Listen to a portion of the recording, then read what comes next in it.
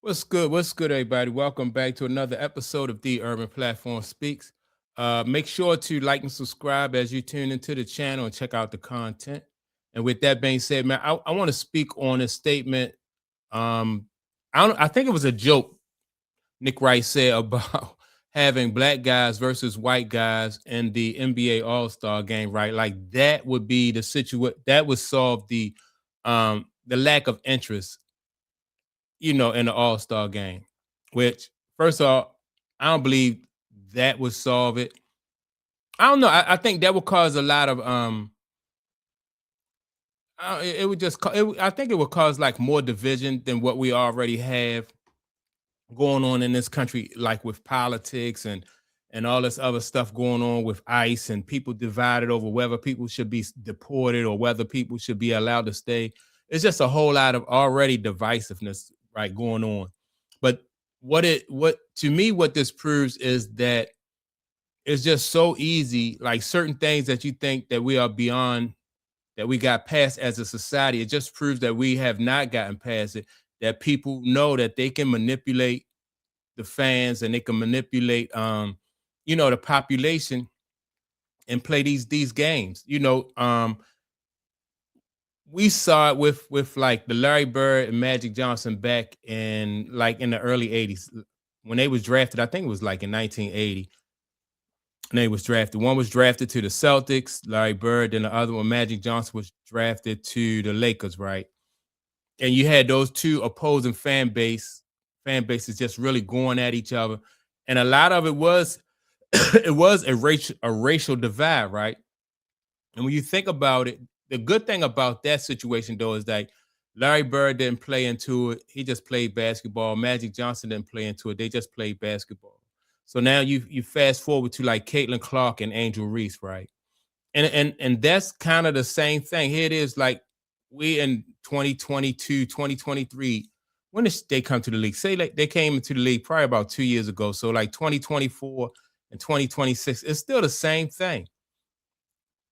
So the powers that be know that they can divide people with these type of issues, right? And people still fall for this nonsense instead of and like I said, the good thing about it is Caitlin Clark is really not. She never fed into it. Angel Reese not really feeding into it. They just what the media do and what the league do allow they just allow them to do what they do, right? And so this discussion came up on the Rob Parker Odd Couple show, right? And I'm going to play the audio from this show, and then I want to come back and give some of my input on what I think about the statements that Nick Wright made and how they're reacting to Nick Wright's statements and what this says about like people in this country in general. But he said new year, new him, Alex. Nick Wright, who we affectionately call Nick Wrong here on this program. Friend of the show. That's right. He works with Chris now. That's Chris's problem now. I'm just saying. Right. But he had something interesting to say about how do you spruce up, Rob G, the NBA All-Star Weekend, which I'm going to, and Kelvin is not going to. Yeah. That's another story. We are less than 72 hours from the official kickoff of NBA All-Star Weekend. And outside of Rob Parker, who's going to fraternize, not to actually enjoy any of the festivities. Oh, yeah, he's going big. There is zero buzz for this I'm weekend. supposed to go to make an appearance for Fox Sports Radio and let them know that we're alive and we're healthy and we're breathing. Listen to the Odd Couple, rub elbows, kiss babies, handshake. I mean, you got Jackson Hayes headlining the slam dunk contest. Dame Lillard and his one good Achilles headlining the three-point contest. What is that all about? Yeah, Brandon Ingram, the 17th alternate. The other one, right? I'm just saying. The 17th alternate will be on the All-Star game. Guys who cover the league on a daily basis can't even explain to you what the format is this year. So Nick Wright was on the Bill Simmons podcast, and they asked him, like, hey, if you were running the league, how would you try and save the All-Star game? And he said, tongue-in-cheek but half serious, we're about 4 years away from saving this thing. And the way to do it is to pit white guys versus black guys. Luka, Joker, Flag, Reeves, Knipple against Wemby, whoever. That would be a real edge to the game. It would get a lot of attention. What'd you say, Alex? That's got to be racist. Guys would play effing hard. Now, he was joking around, but that just goes to show you. I think the NBA All-Star Game is beyond saving at this point. Kelvin, I think that's so telling. Seriously. Remember, Bill Simmons used to be on Shoot Countdown or Shoot Around or whatever they called it. He was on the table with everybody, right? And was one of those analysts for the basketball. We all know he's a Celtics homer and all that, and he produced that Celtics documentary that you love, right? He's a part of that. Yep. So we know where his allegiances lie, but the idea that they would even float that out, and talk about black versus white just further solidifies how bad this has gone, how terrible it is. And I don't know, and I'm not trying to be flip. Yes, I'm going, and they can pull my credential if they want. But would you pay? Would you pay? Seriously. Kelvin, you know how much the tickets? I think the telling part is that not just with Nick Wright, but with anybody who will float this type of idea out there, it just shows that it just shows like a lack of imagination when they have to continuously go back to like old tricks that they used back in the day. It's always been about divide and conquer, right? And then people will, like I said, people will continuously fall for the same tricks. Now, I think healthy competition, I think is good.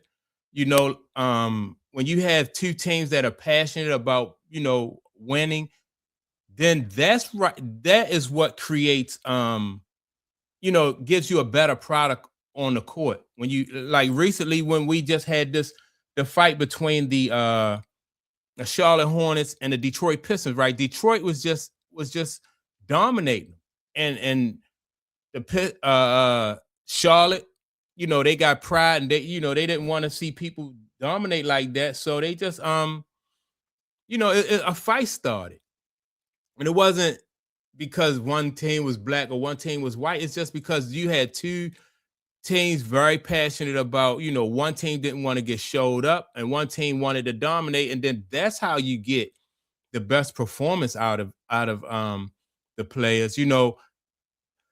Once that fight broke out, the crowd was energized. Like, that's how you get your fan base. It happens in hockey. You get the crowd base really, get energized, and then the crowd base energizes the players, and the players play hard. But that old nonsense about having the whites versus the blacks, man, that's like what they did back in that's what they did back in the it's low hanging fruit. But you said New Year, new him, Alex. Nick Wright, who we affectionately call Nick Wrong here on this program. Friend of the show. That's right. He works with Chris now. But you said New Year. You said New Year, new him, Alex. Nick Wright, who we affectionately call Nick. But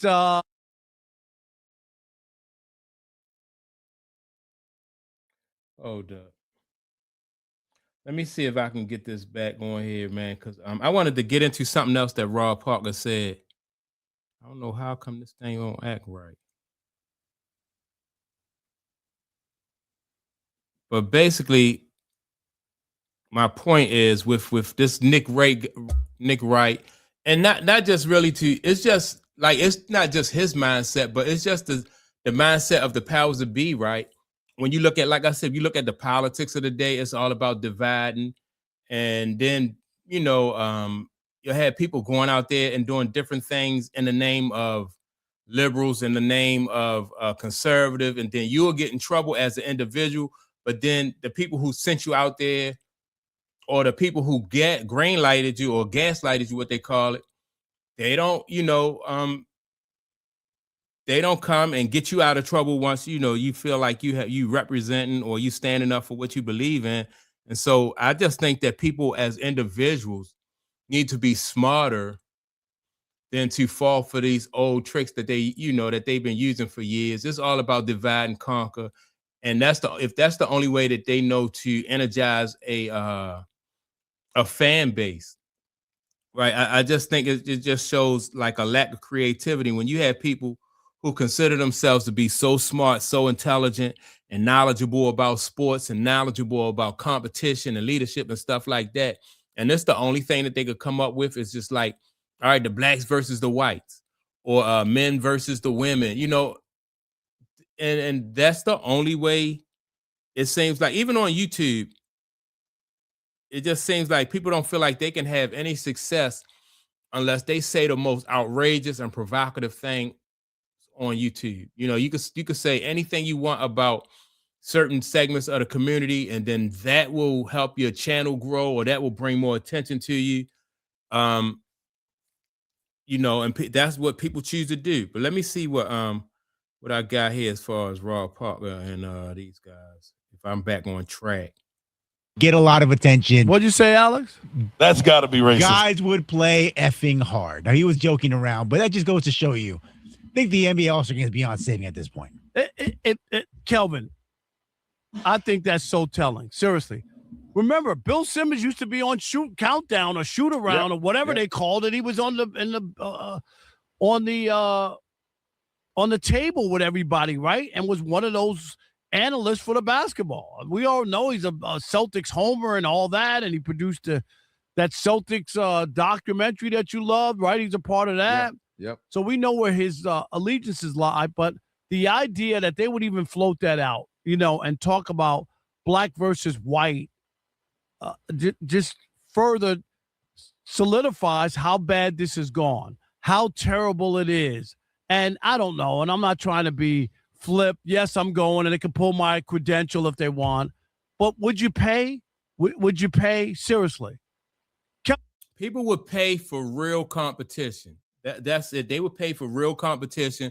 Two teams going as hard as they can against each other. They pay for real competition. You know how much the tickets are to go to the NBA All-Star Game? Like this is where we are.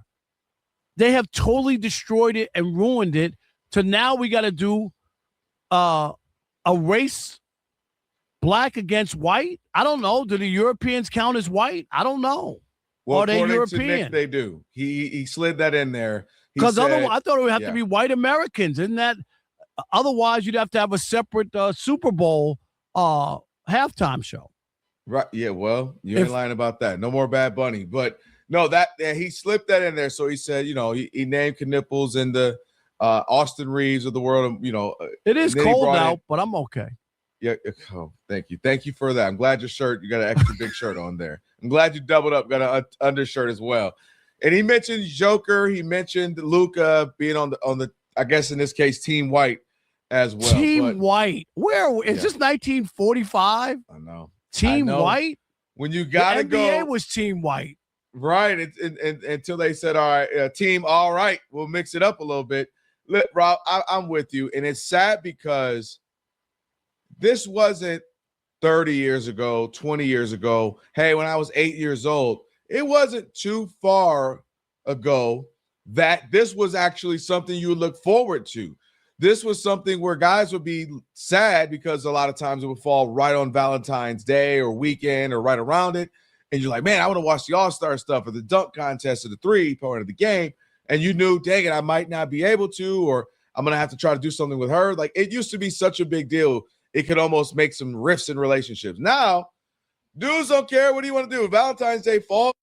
Let me just say the reason why the NBA All-Star Game, in my opinion, was good back in the day is the regular season games were good. The regular season was competitive. When you had the East versus the West, then in the East, you had Detroit and Boston in the East. You had the Lakers and you had Dallas and Houston, all those in the West, right? They played tough during the regular season, and so they played tough against each other. And so what you reap was like the residuals. Fans wanted to see Larry Bird and Isaiah Thomas for a change on the same team just for that one day. Then you wanted to see Magic and what's the guy name when he played Mark Aguirre when he was in Dallas. You get to see Matt and whoever played in Houston at that time. I forgot who Houston had, but the Spurs had Iceman, George Gervin, and all those guys, right? you got to see those guys for one game play with each other, you know, against the East and you know, and the West. And so that's why fans the All-Star game was big back in the day, because they reaped the residuals of hard play during the regular season and tough competition when they saw each other, right? But now everybody, you know, everybody trading jerseys and going from team to team, and there's no rivalries, no real rivalries right now in basketball. So that's my take on it. I just think that you know, I don't think fans going to continue to fall for the same old nonsense. Whites versus blacks, you know, Boston versus LA, Caitlin Clark versus Angel Reese and all this other stuff, man. And anything that they can use to divide people. You know, like I said, good competition is one thing, but then when you try to be divisive and you know, and create that type of that type of atmosphere, that negative atmosphere, I just think is it's just low-hanging fruit, basically. That's what I think it is. So it's an insult to the fans too, you know, because they think that fans are dumb. Every generation is just going to continue to fall for this you know, for the same old nonsense. So that's my take on it. Make sure to like, subscribe. Also, don't forget to leave a comment. And with that being said, I'll check you all out in the next video. Peace.